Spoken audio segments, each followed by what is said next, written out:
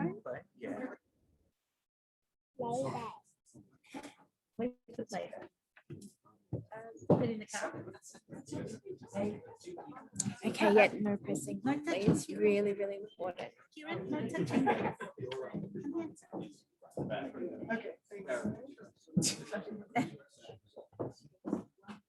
What are we doing? Oh, start. Yes.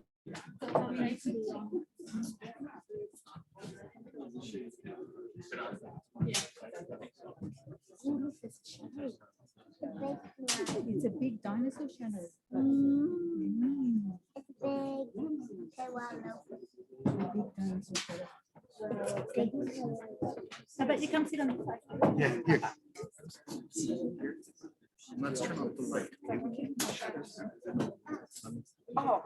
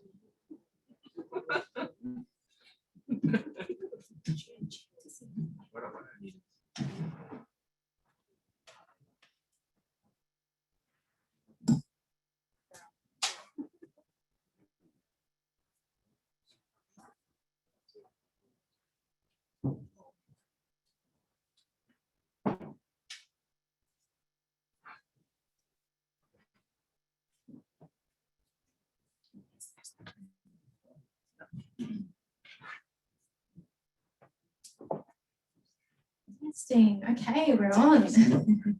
Thank you. Thanks everyone for being here this evening. My name's Bianca. Welcome to Avid Reader. Great to have you all here and braving this slightly chilly Brisbane evening. It's really important to us that you come out because you're supporting not only an independent bookshop, but also a local author and a book that has just been written, published by the University of Queensland Press this year. And I'm certainly looking forward, and I speak on behalf of, I'm sure everyone here, to delving into what's behind the writing and the history of it. So now before our event takes place this evening, I would just like to acknowledge the traditional custodians of the land that we are on this evening. So the Yagara and Turrbal people, and I pay my deepest respects to elders past, present and emerging. And I acknowledge that this has always been and will always be Aboriginal land and a place of community, creativity and storytelling. So without further ado, as well, I would just mention a little bit of housekeeping. We have not only our in-person audience, who's fabulous, we also have a Zoom audience. So zooming in, hello everyone on Zoom, thank you for joining us, and thank you to Anastasia's mum joining us from Russia, which is very exciting. So we can all wave. So we will be in conversation for about 45 minutes, and then we'll switch to a Q&A section, which will give you the opportunity to ask all your burning questions that if you have or haven't read the book. And then also afterwards, there'll be a book signing. Those on Zoom don't miss out, however, you're more than welcome to phone ahead and we can organise a signed copy and a copy to be sent to you. So that's a little bit, that's my role basically wrapped up. I'm going to hand over very shortly, and I'm just going to introduce our special guest this evening. So in launching To Preserve and Protect, the author Anastasia Dukova. So Anastasia holds a PhD in crime and policing history from the University of Dublin, Trinity College. She is a member of the Irish Association of Professional Historians and the Professional Historians Association Queensland. Her research on 19th century Irish and Australian policing history and historical criminology has been widely published, and her doctoral and postdoctoral findings were published in 2016 as a history of the Dublin Metropolitan Police and its colonial legacy in Palgrave Macmillan's World Histories of Crime, Culture and Violence series. She has held fellowships with the State Library of Queensland, Harry Gentle Resource Centre and Griffith Criminology Institute, as well as a postdoctoral fellowship at the University of Toronto and a postgraduate scholarship with the Irish Research Council. Anastasia is a partner investigator on an Australian Research Council discovery project that investigates the policing of migrant communities in Britain and Australia throughout the 20th century. Please give a warm welcome to Anastasia. I'll go to you as well. So I'm not standing in front of you there, Lisa. In conversation with Anastasia this evening, we have Dr. Lisa Damian. And Lisa is an adjunct research fellow with the Griffith Criminology Institute at Griffith University. Her doctoral research investigated the role of police, lawyers, and the judiciary in the emergence of contemporary guilty plea systems in Australian courts. Lisa engages with a range of historical sources, including criminal depositions, legal texts, and historical newspaper reports to explore a range of topics, including police professionalisation and police process corruption in Queensland during the mid-20th century. She has published in Australian Historical Studies, the Australian and New Zealand Journal of Criminology and Law and History. Please welcome Dr. Lisa Damian. Over to Lisa to start the conversation. Thank you, everyone. Thank you, Bianca. It is making sound, isn't it? Yes, yeah, just hold it nice and close. Excellent, that's better. Yeah. Okay. The technology is always a thing that you have to sort out early on. Hello, everyone. Welcome to tonight. You've had our basic rundowns, but would just like to add, I'm very honoured to have been asked to officiate Anastasia's launch of her most recent book. Anastasia is a prolific researcher. I'm always impressed with the way that she can do the amount of work that she does across a range of time and space and locations. And we're going to touch on that a bit tonight. So we thought before we would get started that Anastasia might do a reading excerpt from her book to begin with. And it's... That's what I landed on. So Anastasia and I were colleagues on the same project for a period of time at Griffith University. So we know each other. So this will probably be a little informal and like a conversation, but I think that suits both our styles. So in saying that, I will now hand over to Anastasia for her reading. Yes, so I wasn't planning on doing the reading, but now I am. And it is chapter 6 because why not? It's a good story. It illustrates the variety of work that was performed by the police, but also throughout our conversation, it will become evident how much it has changed in a fairly short period of time for this area, for Brisbane. So between, let's say, 1840s or 1860s, when the Queensland Police Force was centrally organized. And this excerpt is a case from 1886. And it involves one of the key, I suppose, or driving characters of the book, James Nethercote. So in April 1886, Nethercote was involved in an exciting case of serious defalcations by Mr. E.B. Holt, the manager of the Bank of New Zealand Sydney branch, who suddenly disappeared. Initially, the detectives could not find anything amiss in the bank books. However, further investigation showed Mr. Holt had embezzled £1,400, and the Western Star and Roma Advertiser reported that public interest in the matter ran high in St. Holt's financial transactions. The climax being reached in the statements that the deficiencies amounted to £250,000, £250,000. The manner in which Holt left Sydney was also widely speculated about. The Western Star and Roma Advertiser reported there was reliable information that on Thursday, 18th instant, Mr. Holt waited on a well-known shipping firm and urgently applied for a passage for a friend by the bark. Here we're all thinking that it's called Siniska, which was to sail immediately to Valparaiso, which gives me a bit of Hercule Poirot vibes, because somebody's always running off to Central or South America. According to another rumor, Mr. Holt boarded the Northern Railway of New South Wales, disguised as a Roman Catholic priest named Father Rez. He apparently stopped in Toowoomba on his way to Brisbane with the intention of sailing for London on RMS Dhaka. On the way to Brisbane, Holt changed his name to Reverend John Payton, and he was watched at every port by the local policemen. When he reached Brisbane, he changed his disguise and name once again and presented himself as Mr. Tinks, a tourist, at the Transcontinental Hotel. On 9th of April, 1886, Senior Detective Nethercoat and Detective Wire arrested Holt at the hotel. Upon searching his bedroom, the police found 3 bags of sovereigns containing £200 in gold and a bill of exchange on London for £500. After the search, Holt, still wearing his clerical hat, was escorted to the workhouse by the detectives. So, there we have it. I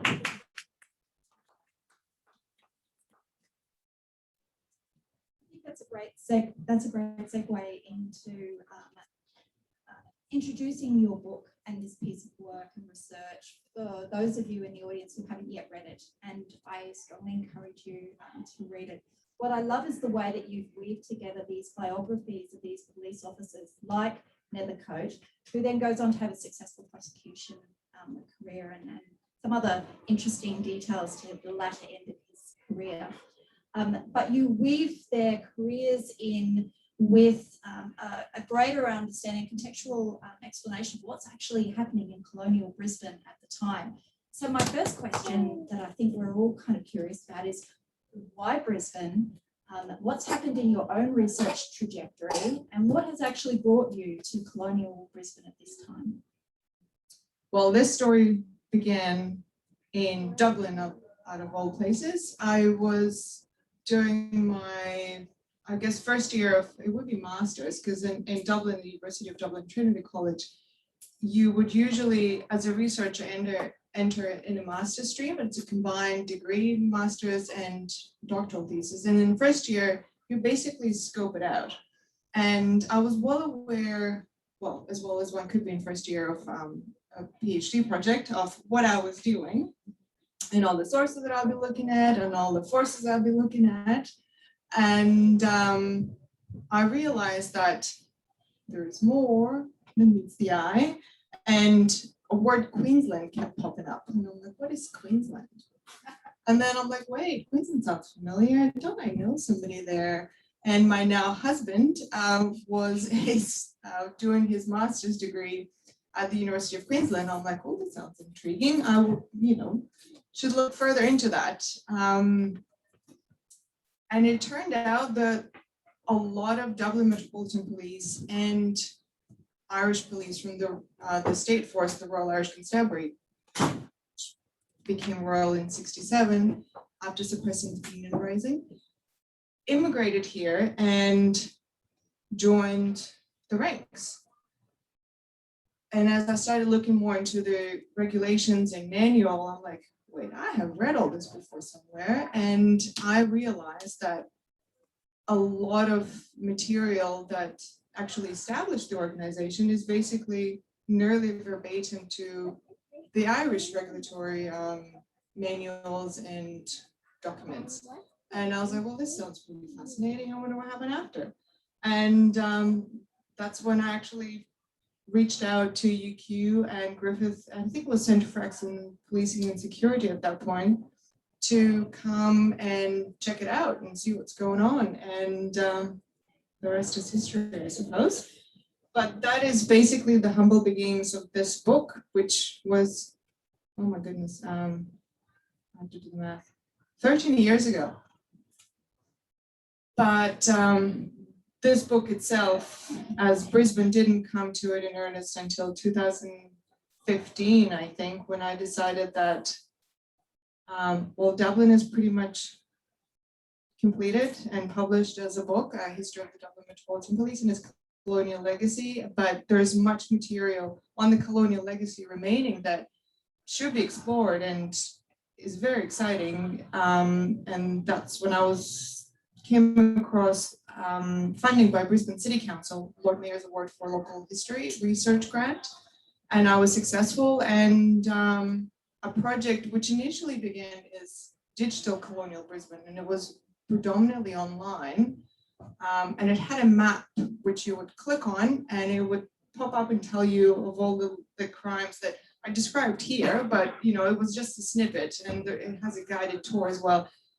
It was a very nice illustration as to how much was happening in 19th century in Brisbane it was 1860 and onwards at the time.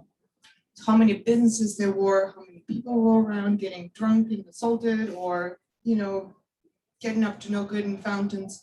And then I was like, oh, I should write a book. And so I put together a proposal and I went to UQ Press, and they figured, yeah, you should write a book. And here we are. Fabulous. So if we're thinking about those police officers that you were looking into, who would be a quintessential police officer in the 19th century in Brisbane? What did he look like? Because invariably they were men, of course. We didn't see women until another century or so. Yeah, more than a century since it's actually almost nearly to the year 1965. That's when they were sworn in with full powers in the Prince of Police. You had auxiliaries and all sorts of aides, but not full police officers. Yeah. Yes, so they would have been men. The majority would have been of fresh complexion or ruddy with fair hair, some brown hair, but mainly fair hair and blue eyes and some brown eyes, about 1 meter 80 centimeters tall.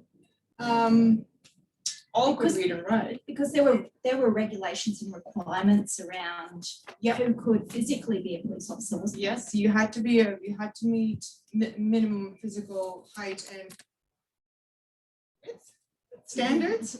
You had to measure 35 inches across the chest, unexpended, and then puffed out 37. I love how it's been very specific. It's a little exact. Yeah, it's quite precise. Yes, and the height regulation, and this was uniform. I mean, this was in Ireland, this was in England. It was more so regulated in Ireland because you could see where the colonial forces, you know, took their inspiration from. And the height here was minimum in inches 5 feet 7 inches, and in Ireland it was 5'9". And in Dublin there was one division, B division, and they were all 6 feet and over, and they were known as the local giants and stuff like that. Because that's quite tall for the 19th century. For 19, I mean it's quite tall today, but for the 19th century it is quite very tall. So they were an impressive figure. There was one individual later into the 19th century in Dublin. He had, when the bicycles were introduced for patrols and stuff like that, who had to have a bicycle custom made for him because he was 6'8".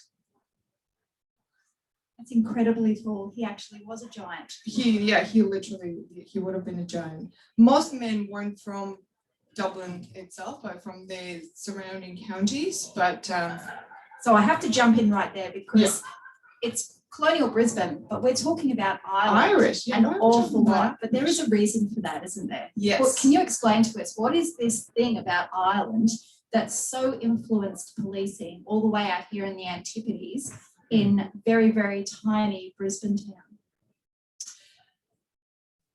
For some reason, well, I mean, we have a reason, but it's not a particularly exhaustive reason. Ireland was deemed the model, an Irish policeman as model policemen, and they were encouraged and lured and nearly headhunted by the colonial forces to come and join and help them set up their respective organizations.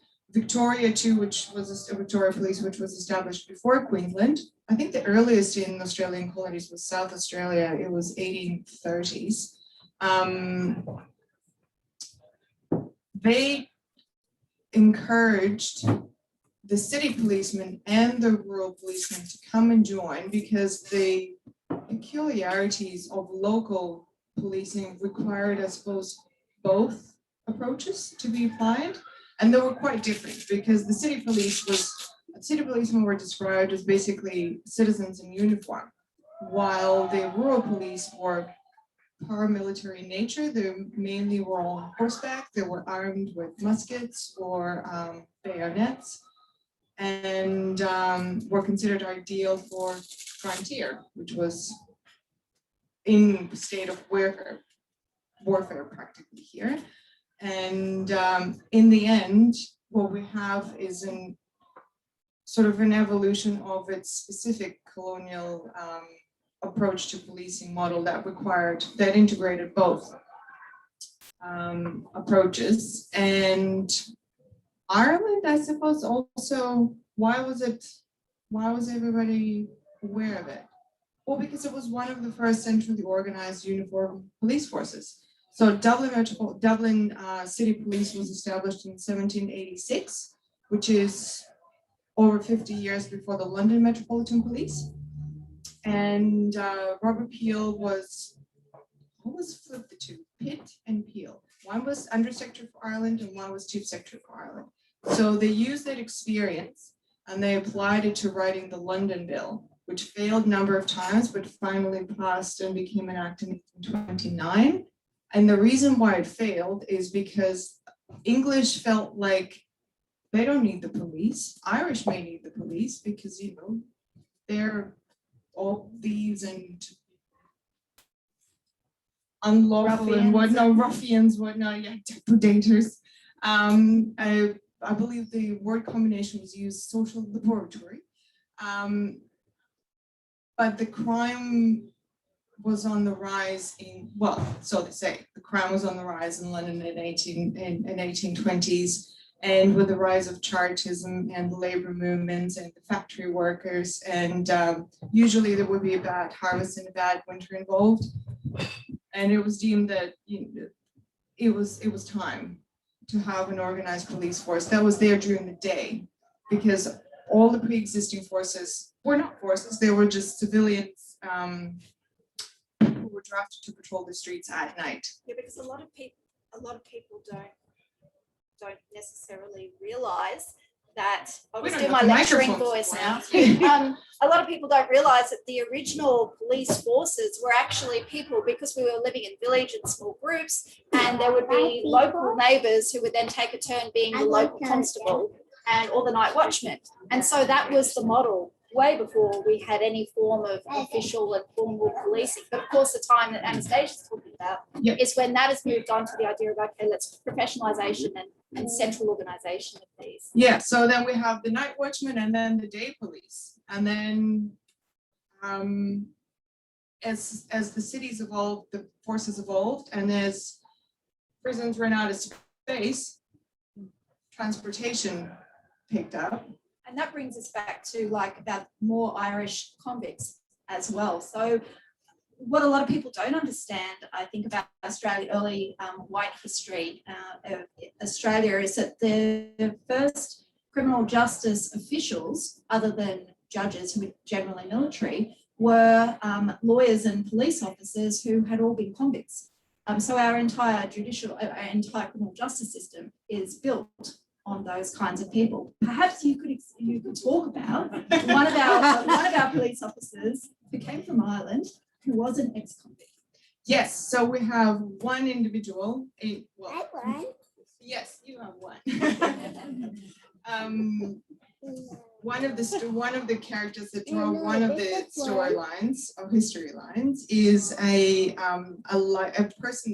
convict sentenced to life from Dublin, caught with one of those iterations of the police forces that didn't become Dublin Metropolitan Police till 1836, but he was actually caught by a watchman because he was committing a burglary in the middle of the night by stealing a bunch of clothes.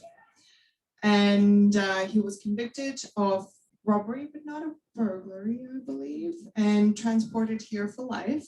And he didn't have a good start, but he was, I believe, 17 or 18, and his accomplice was transported as well, who was 13. We don't really know what happened to him, but we do know that Peter Duff Murphy became the first district constable of the newly established township of Kangaroo Point, which was later integrated into Brisbane proper. But before that happened in 46, I believe. Yes, he came here almost to Brisbane as a assigned servant with one of the Patrick, what is it, Grazier, squatter, explorer, whatever. So convict men were assigned servants. So they were basically like property, but for a fixed period of time. And he didn't quite make it to Brisbane on that trip, but eventually he was conditionally pardoned and first became a district constable in Macquarie.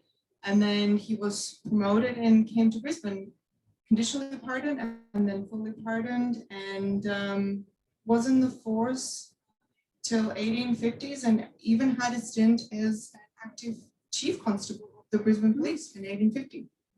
So that's quite a turnaround, but that is how we have a very, very, well, one of the ways that there are Irish police force here.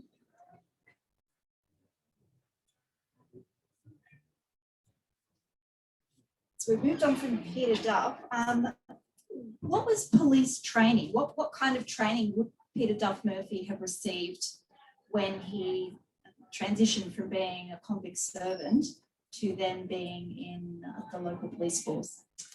Well, in Peter Duff's case, I think he just got to read the Towns Act police section, which was the first passed in 1838 and then 1855, which outlined all the things that couldn't be taking place on the streets, like extinguishing a lamp or bathing at the wharves in the view of other people or consuming alcohol after hours. And the set of behaviors basically that were freshly criminalized. So the literal handful of policemen that were in Brisbane at the time were very, very busy. Because there were actually very few police. Yeah, there was literally a handful. Initially it was 5, and then in mid-1850s we had 9 constables and then 1 chief constable for a population of creeping up to be 4,000. Because in 1859 at separation, we know it was 6,500 white people living here. I don't know how many First Nations peoples would have been here because they were not counted in the census.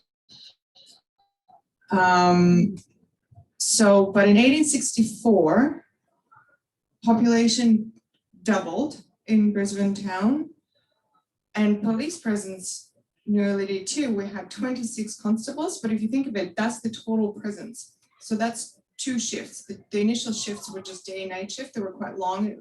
Later on, they were broken down into 3, so 3 8-hour shifts. So at any given time, you had 5 or 6. And then if anyone were sick or out of action for whatever reason, you had less. So initially, when we say a handful and we say 5, it's half that. So not very many at all. So as we get to the organized police, and that's the further chapters, then we have official training with more books to read and drills to drill. And I think they were given sometimes a week, sometimes 3 weeks until it's standardized to 3 weeks. And then later 3 months as demands grew and police became more professionalized. But until then, you just learn on the job, I guess. And in that early period, when we think of policing, of course, we're thinking of it from a 21st approach and what we understand police to do, what we know they do from the media and our own interactions with police officers. But back in the colonial period, they were much more than just crime investigation and crime prevention, weren't they? They were also an arm of the state in other ways. What other kinds of roles were police expected to perform in that period? Yeah, they had up to 70 different extraneous duties they could be performing at any given time. So from registering births and deaths to issuing licenses for sale of alcohol to Finding people because their manure heaps were too large. I Yes. got that one. yes, or allowing animals to stray. So goats, particularly in South Brisbane, pigs in North Quay, enforcing Health Act when it was passed because that was a health threat. And what else did they do? There were clerks of petty sessions when we did get to the petty sessions in 1850s and 60s. So the lower courts, the police courts, issuing summonses and in small. So when we get to the Queensland and the statewide organization, if there was no other government representative on the spot, that was the policeman. So I suppose in that case would really apply jack of all trades but master of none, given the 1 week's training that they would receive. But they came up with lectures by 1899, so that was a bit more concerted effort.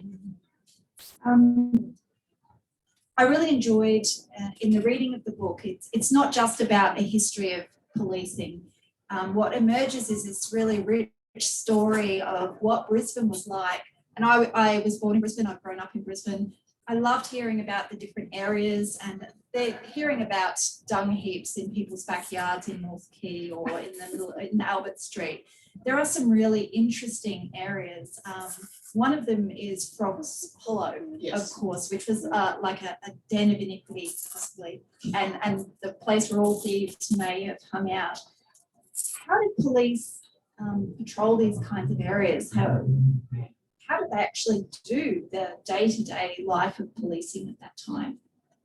Well, life of a policeman was very, very regulated, and the turnover and what we call attrition rate, so people quitting the force early on, was quite high. I think in the first year, something like up to 20% turned over, so left and the new people came in, because though we say that a lot of men had previous experience in police forces elsewhere, it was incredibly rigid, and the majority were farmers or laborers or younger sons of farmers or laborers. So their day was regulated by sunrise and then the cycle of nature or the cycle of the farm. But here, your day was regulated by the cycle of the city, basically. And well, in this book, anyway, as it focuses on the city areas. And the general duty constituted of walking your beat for 12 hours, 10 hours, and eventually 8 hours at 2.5 English mile per hour. No more than 2 abreast, without hands in your pockets, not stopping to talk to anyone for longer than a few minutes, especially the females, because you get fined. Wow, cut out on the interesting spot. Hello. They cut out. No. Yeah. I got a spare. Okay. That's what I went in for.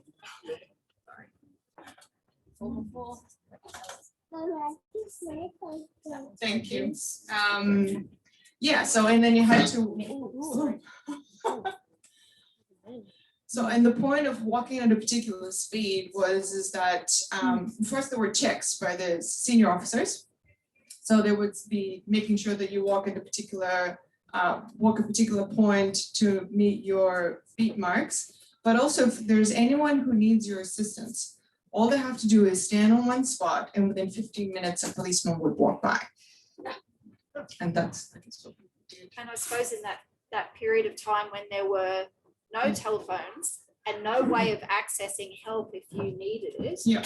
that was something that was reliable, that people they knew that they would be able to get assistance in that circumstance. Absolutely, and it was so reliable, and you knew that the changeover was between 5 a.m. and about 5:30 a.m.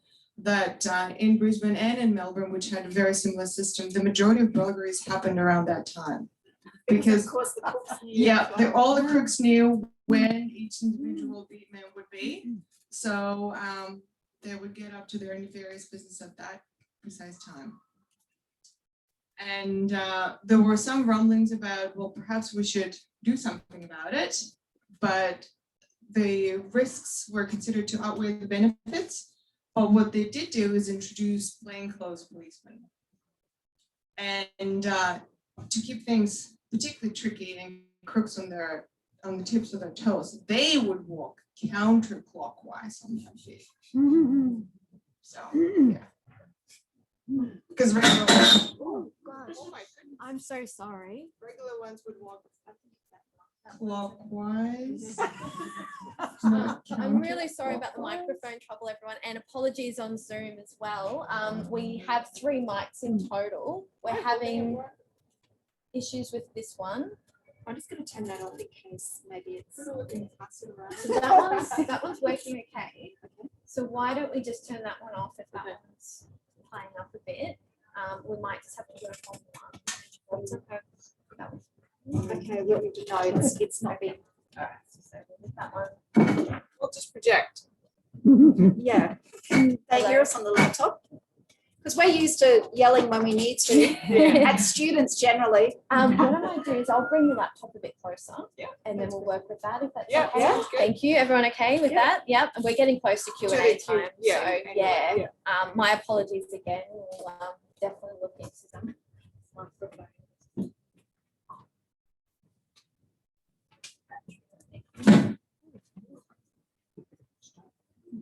Trouble with outdoor sound systems, unfortunately. That one's off properly. There we go. That That should was me this time. No. We've prepared an awful lot of We're awful questions lot. because we're over prepared, because that's what we do. Is there any kind of questions or areas that you would really like to touch on?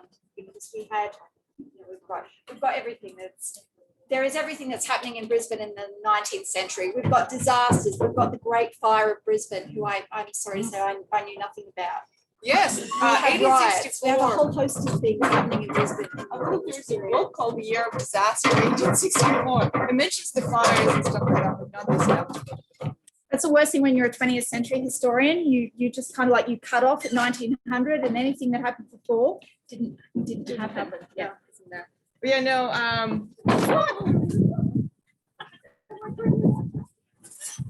Move that one right out. It's a disaster, right? it's a year of the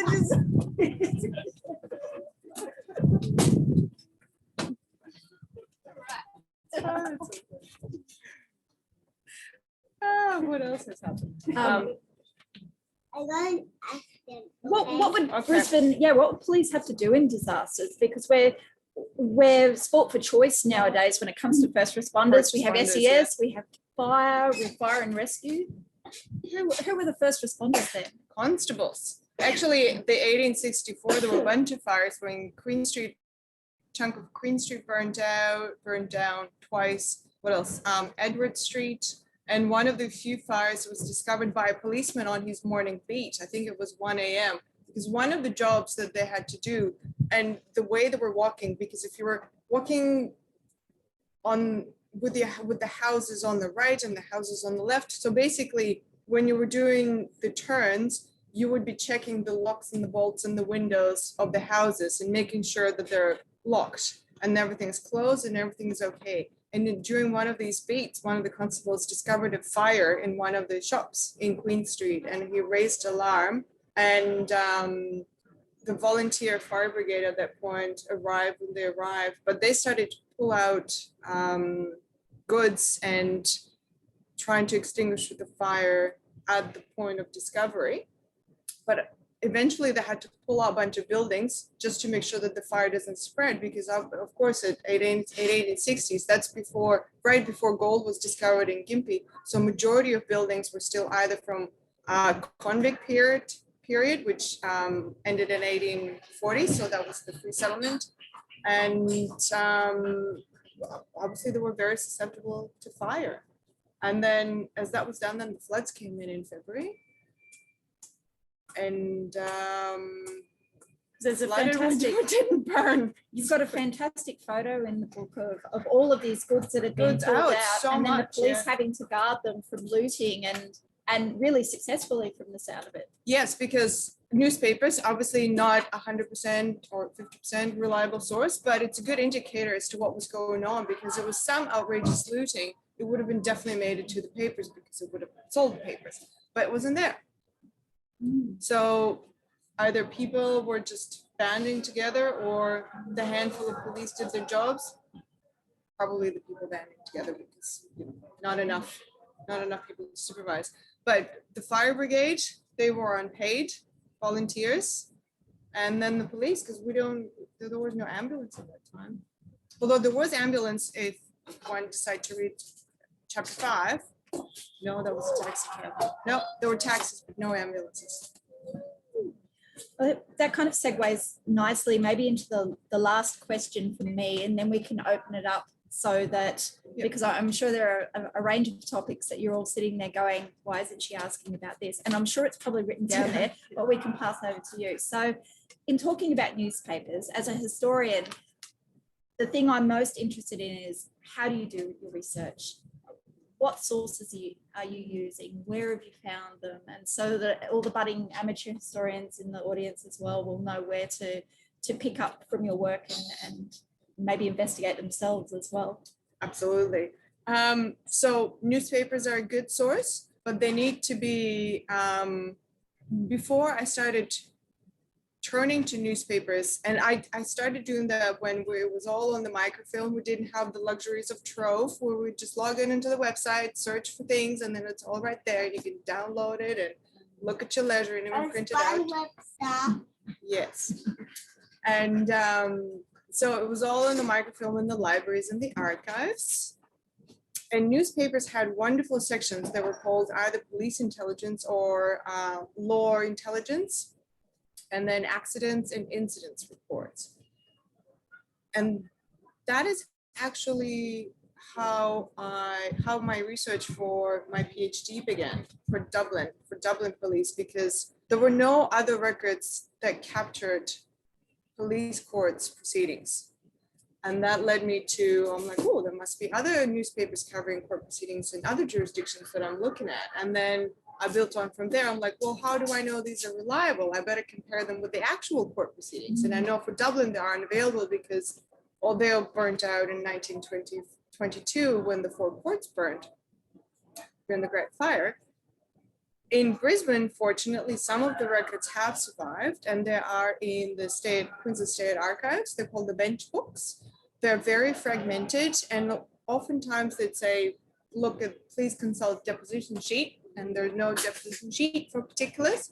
So you can't really get the details, but you can get an idea of, yes, this case reported in the newspaper actually happened. There was a court proceeding, there was a police magistrate with this name, there was a constable with this name. So it's a reliable source, but it's just, it's a sample, it's a representation of what has happened. And from there, you can go, constable, ooh, where did this constable come from? And can then you then trace their work file? Yes, and then you can trace their files. Trace. To the staff files, which are also in Queensland State Archives or Queensland Police Museum. So, which are nicely digitized right now. And I didn't know about the Queensland Police Museum until I met Anastasia, actually. So, and in your book, you talk about the formation of when the Queensland Police Museum was actually created, and it was quite some time ago. Yes, 1895, 94, 95? 93? No. Okay, 93. The expert tells me it's 93. So one of the oldest museums in Australia. Well, it's actually in the world, isn't it? And across the policing organizations. And it was initially used as a departmental museum. It had an array of evidence, and sort of like policemen were supposed to post their recruitment process and before they were sworn in or as they were sworn in, they had to go through the museum and get educated of the ways of the crooks or whatever. Look at the evidence, look at certain cases, and familiarize themselves as to what is going on, what they would require for their investigations. And it was reorganized a number of times, but now it is a public museum with a small archives attached to it at the Queensland Police Service headquarters in Roma Street. And it's open for viewing and pleasure, I suppose. So it's absolutely well worth a look through. Anastasia's presented to school kids there who have gone in and Sunday lectures. So Sunday lectures, yes, is another really great resource to go and learn of what's happened locally, what's local history, be policing history, be notable events. So that's for the later period, and for earlier periods, Queensland State Library probably is the best, and City Archives, and that would be all. Majority on microfilm, unless it's in John Oxley collection, which is another great resource. fabulous. Okay, so enough for the historian to speak, because we could talk shop all day.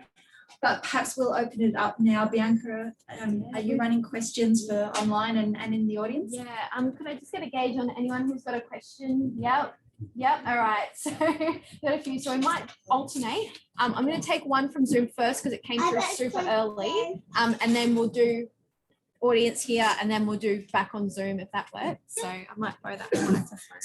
Oh, you're right.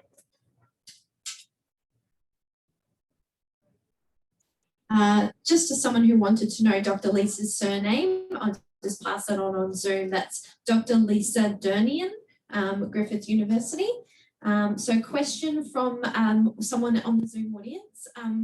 Anastasia, what was the racial training or approach the colonial police had in terms of Indigenous people? Well, as far as I have seen, there were no racial training, and generally as police come from the society, so they represented and enforced the racial stereotypes of the society. Nice and succinct. Thank you. Yeah. And just hands up from the audience. We'll take this one first. Anastasia, what was the relationship between the civilians and the police at that time? That's a good question.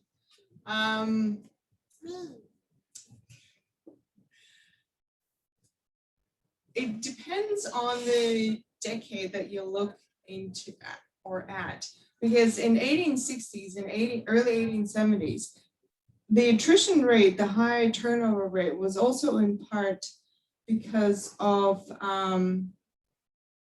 the unhappy relationship the police had with the local citizenry of all kinds. So if you look at the summary records, so the offenses that just had to be disposed by a police magistrate, it didn't require a jury. It would be like a drunkenness or assaults or abusive language or theft under a certain amount. The highest number of offenses was drunkenness or drunken disorderly. The second one was assault, and assault had subsections. And the second highest within the assaults was assaulting the police or obstructing duty or destroying the uniform. Usually these came hand in hand with drunkenness or abusive language or obscene language. Basically, people didn't really enjoy being told what they can or can't do. And awful lot of police work in 1850s following the 1855 Act in 64 was policing behaviors and enforcing certain sets of decorum, which would include abusive language and stuff, which sometimes would be actually reported in the bench books that were around, so that people were saying some exciting things. Right now, you wouldn't be booked for any of that. So that just shows how much law enforcement is a reflection of overall social norms. And at the time, it was turning a colonial society into a civilized society, and that was the job of the police as morality enforcers.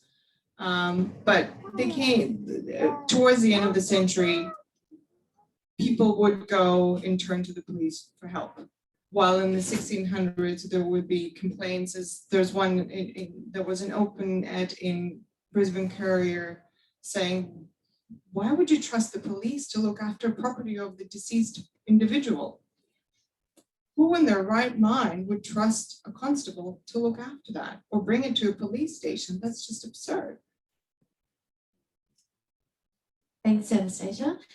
So our second question on Zoom has been answered. I think we've had some feedback there just in terms of finding resources for your research. I think, don't know if there's anything else you wanted to comment there. Otherwise, we could move to more in questions from the audience here.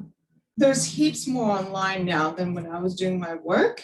And a lot of Queensland Government Gazettes, Queensland Police Gazettes are great resources to see when the stations were gazetted, so opened, when there were expansion of coverage of police presence or people getting transferred or people being dismissed, and then you can follow up with the file and see, well, what happened there, or deceased. And where else? Ancestry is quite good. Again, a lot of it is local archives or really international archives for that. But well, I really do enjoy going up to collections and calling up boxes and seeing what's in the box because nobody really knows. Yeah, lots of treasures. Great. I love getting my hands into the archives, although you've often got white gloves on or something. So it feels quite a discovery. Thanks for that added detail. Another one from the audience here. We've got two, so I'll just take one here. You almost answered. I was just interested in integrity, corruption, and any scandals perhaps that may have come about in your research. Sort of, yes. I do touch on a practice of sending out unfavorable or unfavored individuals into the bush, basically from the more central stations.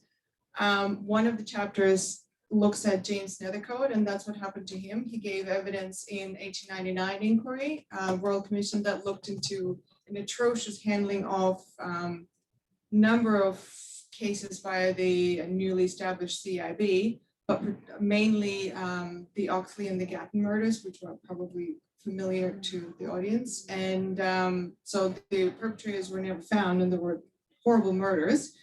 And nothing really came out of it besides a few people getting sent off into Trialville from heading the Brisbane CIB, basically. Police union journal. So Queensland Police was one of the first ones to unionize in the early 20th century. Described the practice as sending policemen to the Siberia of Queensland. And there was definitely collusion between the local governance and the police leadership at the time, the executive.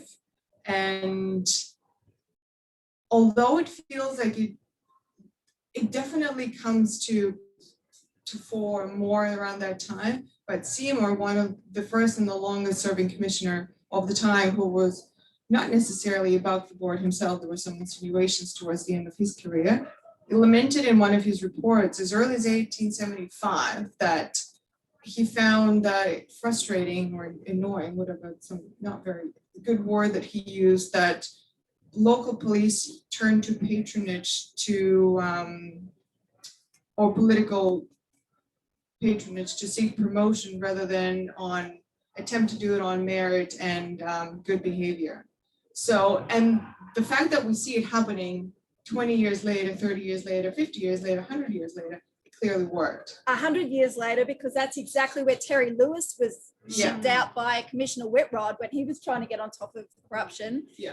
And Terry Lewis ended up in Charleville, where he met then Premier Joh Bjelke-Petersen, of course, and then the rest is history. Yeah. So when I read that about what happened to Nethercote, who sounded like he was a decent cop. He was. He was a career, and a very good prosecutor. Yeah, he was a career police officer and career prosecutor.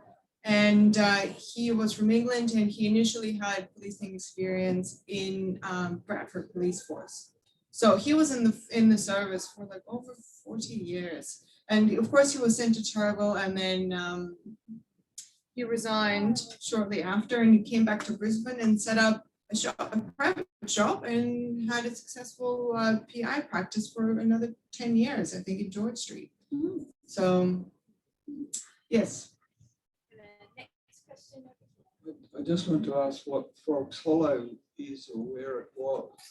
Frogs Hollow is the area that sort of dip, you know, you don't think about it, but if you stand in Queen Street and look at the river and North Quay in Queen Street and look towards the valley, you will see it dip.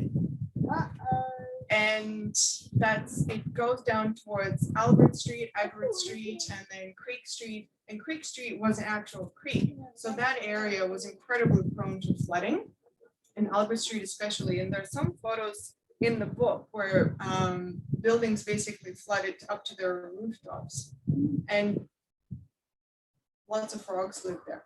And it was like the red light district as well. It was. Brisbane's. Well, because the rents were cheap because it was such an unstable environment, and the buildings were dilapidated and decrepit. So a lot of transient or undesirable populations just lived there, and that included migrants and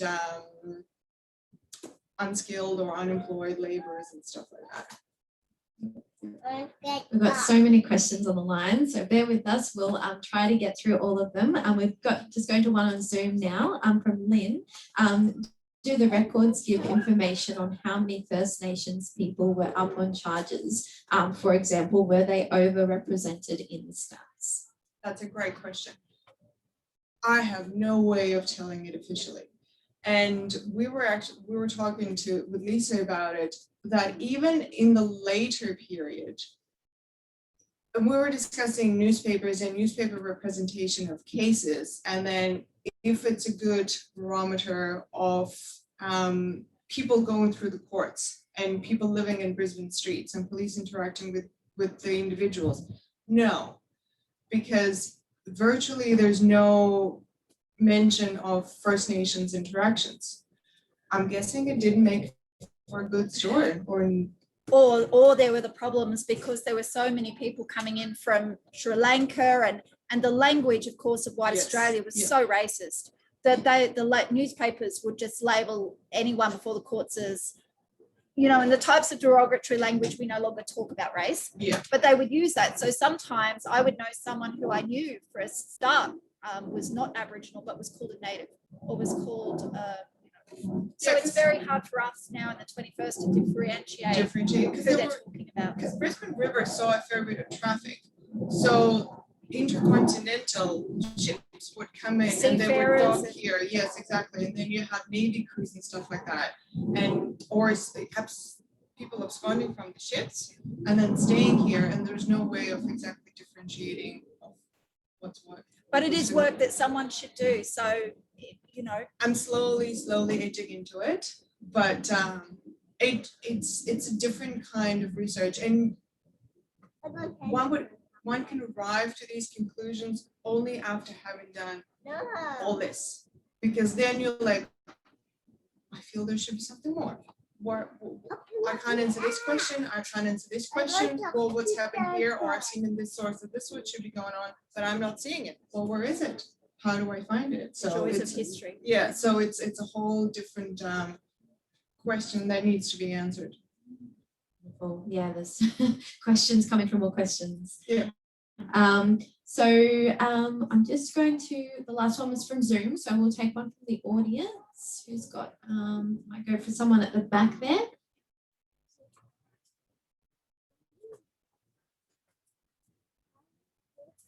G'day, how you going? This is a bit of a specific case. Patrick Mayne, back in the 1850s.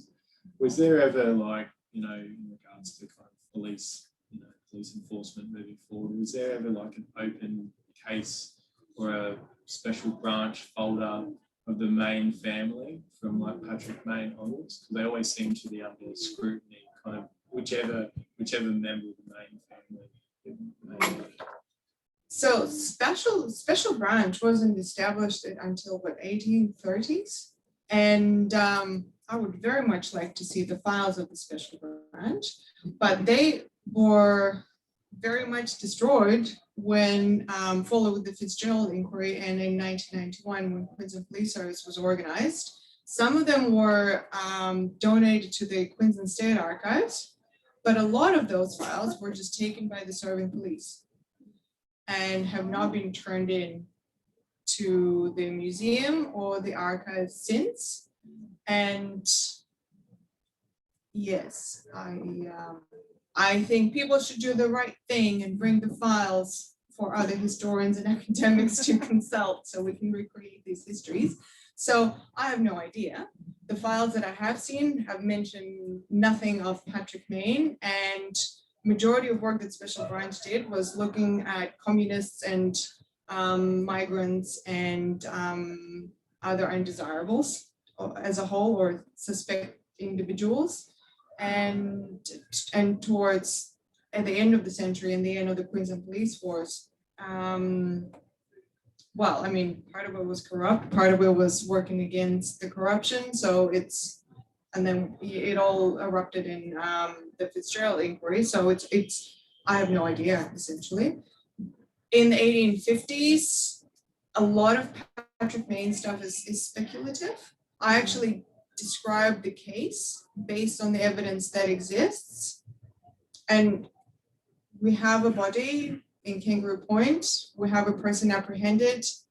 Peter Duff Murphy was one of the persons who discovered the remains, and then they conducted the investigation, and likely innocent individual was convicted and hung in Sydney, but I was not able to trace any solid evidences and link the body to Patrick Main. What does your gut say? I don't do that sort of thing. Good answer. All right, and we've got one more from Zoom, and then we may be able to squeeze one final one from the audience as well. And just to note, if your question does not get answered tonight, please save it for the signing queue. So a question from Toby is, historically, there has been tension between the Catholic and Protestants. Could you speak more about these tensions? So the tensions that I've witnessed would have been either on the streets, so between individuals arguing, that's when you would see the particulars of the obscene language use or assaults, or somebody throwing hot water over the fence and calling you Catholic, or you Protestant, Sometimes that would happen within the police ranks, and that would be reflected in the staff file, so there would be some derogatory comments. I have not seen anything that would have influenced a course of a case, like it would happen in Ireland, or a career, like it would happen in United Kingdom, or so obviously there were personal tensions, but it all came to form more so during the conscription debates and the referenda in 1916-17. And when Queensland had a Catholic premier, and obviously the Irish Easter Rising erupted around the same time. And then with the executions of the leaders of the Rising and the backlash around the English-speaking world, you see a lot more of that then. But not so much in the 19th century, not in Brisbane. Right. Okay. Yep. I'll hand the mic to you for our last question. I'm just curious about the links between the Masons and police. Yeah. Can you make a comment around that when that first became quite prominent? Yes, good question. So the interesting thing about joining the police force, basically you've surrendered a lot of your, in a way, personal freedoms and liberties and whatnot. Like you had to become, you couldn't marry without getting permission to marry, and you couldn't get a permission to marry before serving a certain amount of time, a certain number of years. So in Brisbane it will be 2 years, and Royal Irish Constabulary will be 10 years.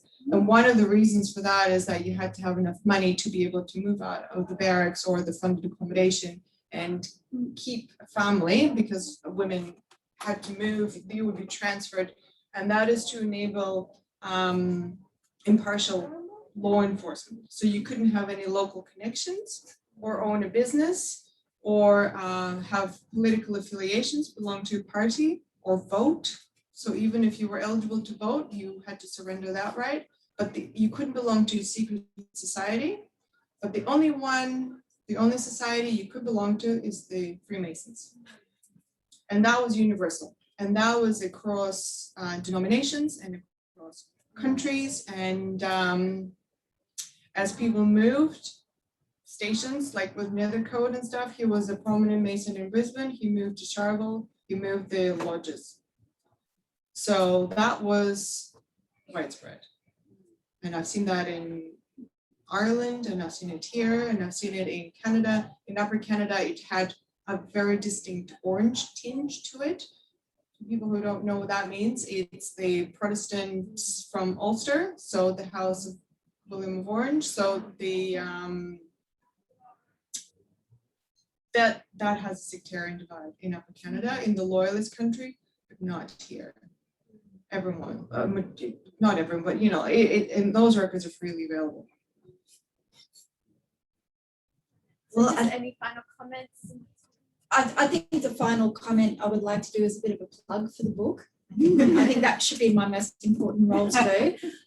Each chapter is structured around the biography of a particular officer, and you've heard some of them tonight. Peter Duff Murphy, Prosecutor Nethercoat. There's a great one about a woman offender, of course, which is, I will leave it to you, but it's fascinating. But in each chapter, it's not just about that officer. What comes out is about really interesting things about the development in police and changes in training, but also what's happening in Brisbane, the physical changes to Brisbane, what's happening in the social life. So it's a really, really insightful and interesting piece of work, Anastasia, and you should be very proud of it. So on behalf of us both and everyone, I'd like to thank Avid Reader, but I think we should have a round of appreciation for Anastasia.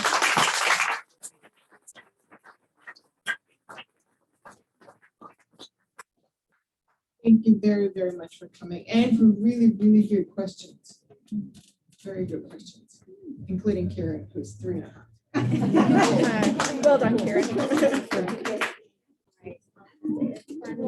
you. Lisa kindly did my most of my work there with the thank you. No, thank you.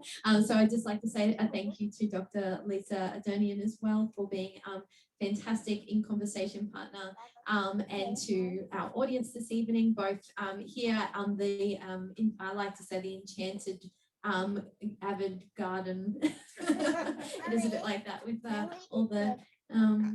all the drapery, and then also thank you for putting up with the beautiful Western soundscape that we have as well. Sometimes we have a screaming yoga class that likes to enlighten us as well.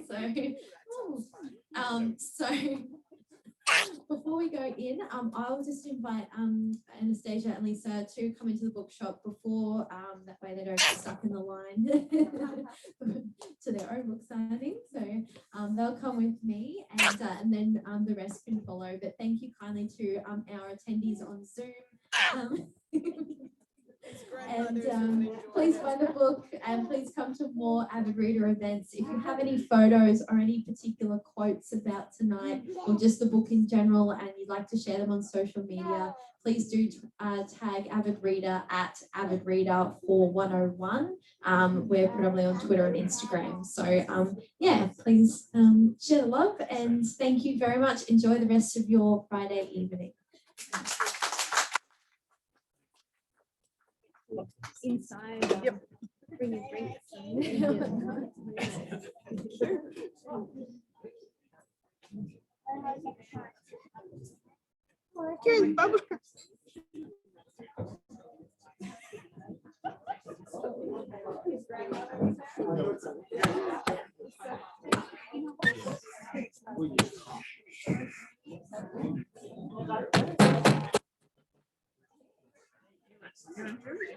are you? You good? Would you like me to read that? Someone else there. No.